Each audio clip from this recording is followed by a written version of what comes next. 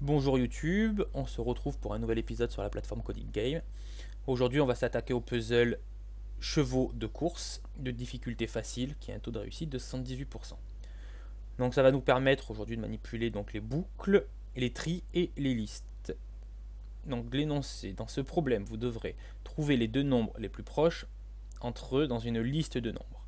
La liste peut être assez grande, vous aurez alors à trouver la meilleure complexité pour votre solution.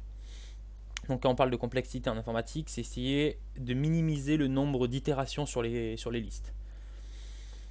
Pour rendre une course entre deux chevaux intéressante, il vous faudra trouver les chevaux ayant les niveaux les plus proches.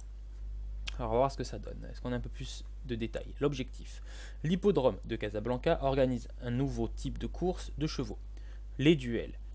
Lors d'un duel, seulement 2 chevaux participent à la course. Pour que la course soit intéressante, il faut sélectionner 2 chevaux qui ont une puissance similaire. Écrivez un programme qui, à partir d'un ensemble donné de puissances, identifie les 2 puissances les plus proches et affiche leur écart avec un nombre entier positif. Donc on va un peu mieux comprendre avec les exemples. Donc qu'est-ce qu'on a en entrée? En entrée, on va voir sur la ligne 1 le nombre n de chevaux. Ok. Les n lignes suivantes, la puissance PI de chaque cheval. PI est un entier. Ok, donc si on regarde par rapport ici, la première ligne, on a 3, ça veut dire qu'on va avoir 3 lignes derrière qui vont correspondre à des puissances de cheval. Donc là on voit que le premier cheval il a une puissance de 5, le deuxième 8, le troisième 9. En sortie, la différence D entre les deux puissances les plus proches. D est un entier positif.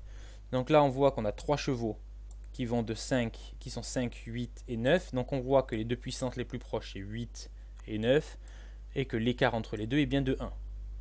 Donc les contraintes, c'est qu'on peut avoir n entre 1 et 100 000 chevaux. Et les valeurs des puissances peuvent aller de 0 à 10 millions. Ok. Donc là, quand on parlait de complexité, c'est notamment qu'on peut avoir une liste de 100 000 éléments. Donc si on n'est pas bon sur notre algo, on va devoir itérer beaucoup trop de fois, ce qui fait qu'on va faire planter le logiciel. Alors, par quoi on commence? On a récupéré, ils nous ont déjà programmé pour récupérer donc le nombre n qui est sur la première ligne, qui est ici. Et là, il boucle pour récupérer les chevaux. Donc on va créer une variable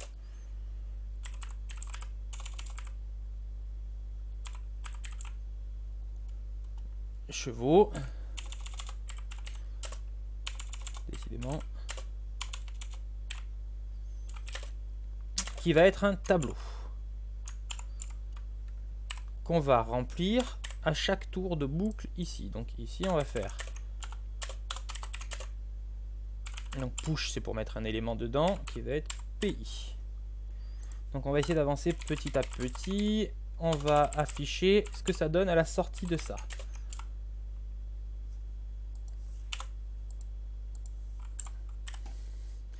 Donc on va lancer le cas simple. Donc là forcément il est en erreur, mais je vois que ça affiche bien mon tableau. Alors là on voit qu'ils étaient déjà dans l'ordre. On va afficher plutôt celui-là où ils sont un peu plus nombreux. Donc là on affiche toutes les puissances, on a bien récupéré les puissances.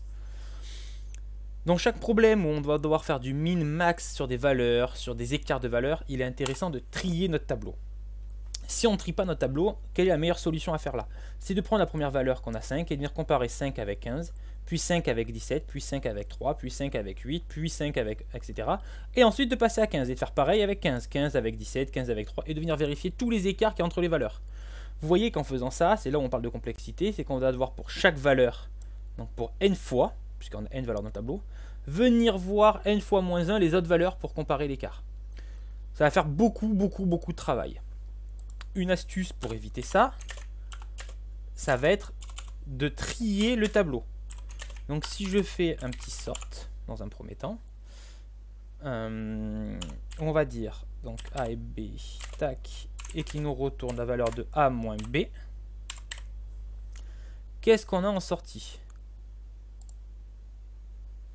Il faut que je l'affiche, sinon on ne verra pas de différence.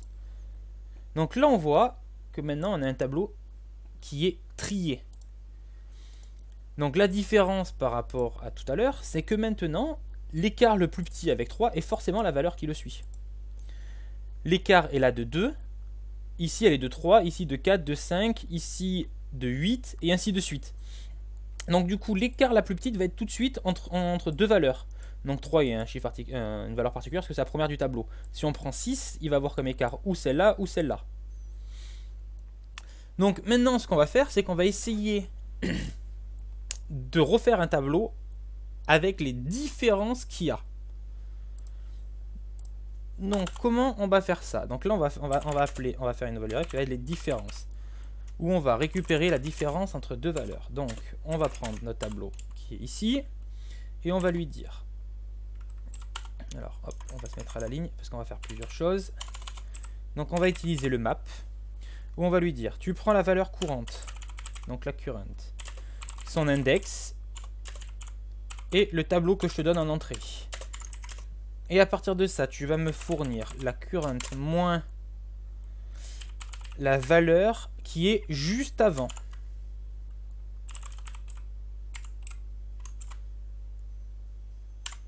Et on va afficher ça.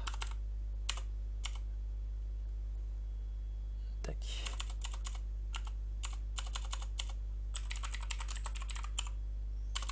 Non, en erreur. Voir ce que ça nous fournit. Tac. Alors, on va supprimer du coup celui-là. On va juste réafficher ces deux-là. Nous voyons que là, c'est le tableau trié. Et là, qu'est-ce qu'il a dit? Il a pris cet index ici, il a calculé avec le précédent. Il n'y en avait pas. Donc, on a bien un net number. Il a pris celle-là, le 5, et il a dit 5 moins 3, il a mis 2. C'est la différence. 6 moins 5, 1, c'est la différence. Et il a mis les différences avec les précédents. Donc vous voyez que là on a un petit problème, c'est avec le net number. Donc on va venir enlever cette valeur là. Donc ici, à la sortie de notre map, on va rajouter ce qu'on appelle le slice. Le slice, ça permet de couper dans un tableau ou dans une liste.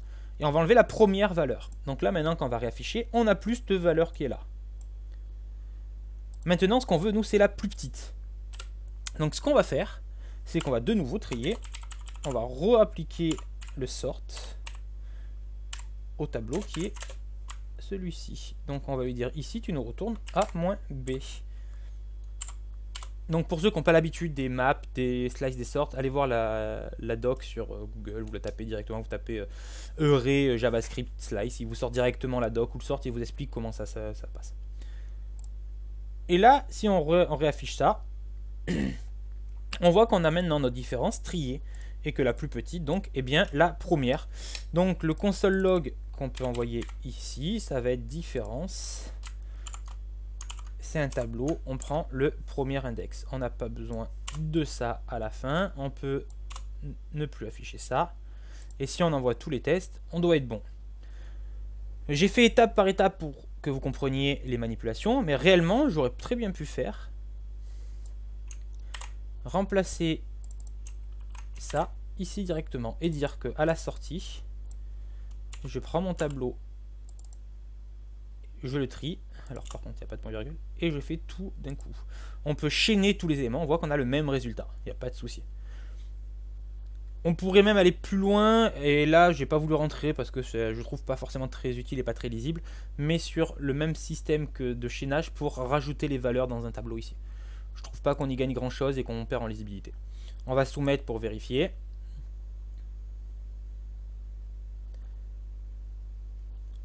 On voit qu'on a réussi et qu'on a débloqué donc des nouveaux succès. On voit qu'on a réussi, qu'on est bien à 100%. Voilà pour aujourd'hui. On se retrouve demain pour un nouvel épisode. Au revoir.